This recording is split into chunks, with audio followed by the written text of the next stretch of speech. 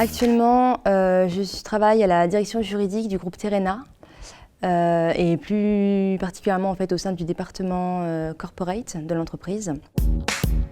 Étant juriste à la base et venant de la faculté de droit de Nantes, c'est vrai qu'à la faculté de droit, finalement, on nous apprend essentiellement la technique juridique, donc une technique purement juridique, ce qui est très bien et ce qui est le rôle d'une fac de droit. Mais finalement, toutes les matières périphériques ou toutes les matières qui font partie intégrante du monde des affaires nous restent inconnues.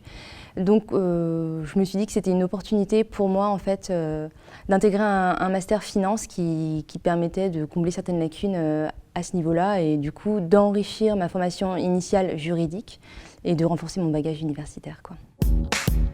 Je dirais qu'il n'y a vraiment pas grand chose à voir entre la fac et une école comme Audencia. Ça commence par les cours, des cours par petites promos, dans des salles de taille raisonnable, une proximité avec les professeurs.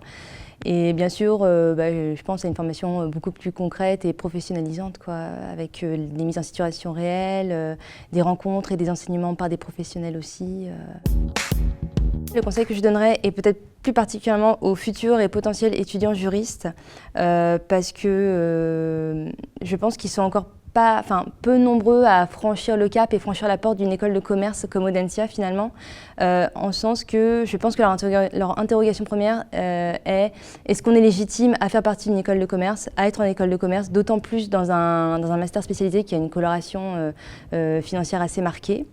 Alors moi j'envoie un message d'espoir et je leur dis de foncer, qu'ils n'ont pas à douter de leur légitimité si pour eux ça peut leur apporter un plus au niveau professionnel.